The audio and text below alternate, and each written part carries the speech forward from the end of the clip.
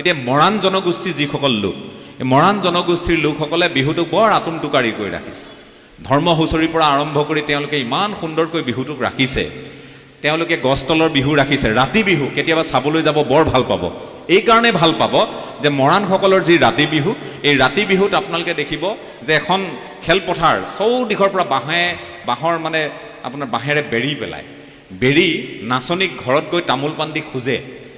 আৰু নাচনী যে আহিব, এই নাচনীক কিন্তু সুৰক্ষিতভাৱে তেওঁলোকক আকৌ ঘৰত দি আহিব লাগিব পিছদিনা। গতিকে এই দায়বদ্ধতাটো তাত প্ৰতিফলিত হয়। কেনেবাকৈ যদি নাচনী কোনোবা ঢুলীয়া, কোনোবা বিহুৱাৰ প্ৰেমত পৰি তেওঁ যদি পলাই যায়, যিটো গাঁৱত হয় বিবাহ পাশত আবদ্ধ হ'বলৈ, তেতিয়া তেওঁলোকে সেই নাচনীৰ এটা প্ৰতিমূৰ্তি সাজি তাত গৈ ক্ষমা ভিক্ষা মাগিব লাগিব, সেৱা ধৰিব লাগিব, প্ৰায়চিত্ৰ কৰিব লাগিব। এই ধৰণৰ কিছুমান নীতি নিয়ম আছে। এইবোৰ বৰ চাবলৈ ভাল লগা। আটাইতকৈ ভাল লগা দিশটো তাত কি জানেনে? তাত তেওঁলোকে যেতিয়া বিহু মাৰি থাকে, নাচনীৰ কেইবাটাও দল থাকে। এই নাচনীসকলে গোটেই খেলপথাৰখন ঘূৰি ঘূৰি ঘূৰি ঘূৰি ঘূৰি নাচে। তেওঁলোকে নাচি থাকিব, নাম জুৰিব, নাচিব।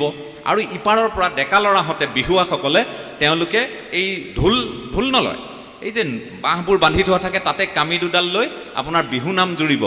কোনজনী নাচনীয়ে কি সাজ পিন্ধিছে, কি পোছাক পিন্ধিছে, যদি পাৰ্টিকুলাৰ বিশেষভাৱে সেই নাচনীজনীক জোকাব লাগে, কিবা এষাৰ গাব লাগে বা বৰ্ণনা কৰিব লাগে বা প্ৰশংসা কৰিব লাগে, সেই তাত বজাই বজাই তেওঁ খুব ধুনীয়াকৈ কৰে।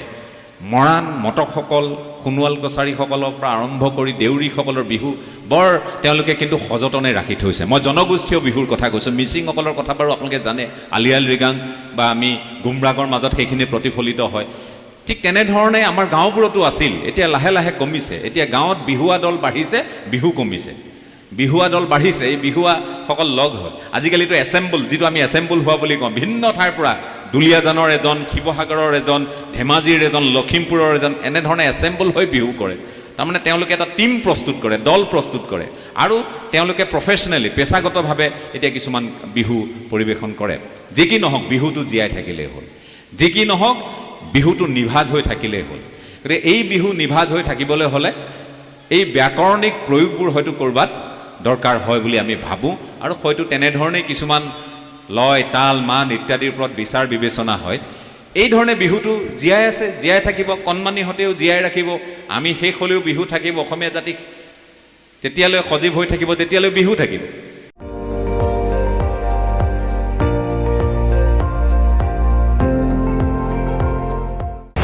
আপুনি চাই আছে ND24, সৰ্বশ্ৰেষ্ঠ নহয়, সৰ্বোত্তমৰ দৌৰ।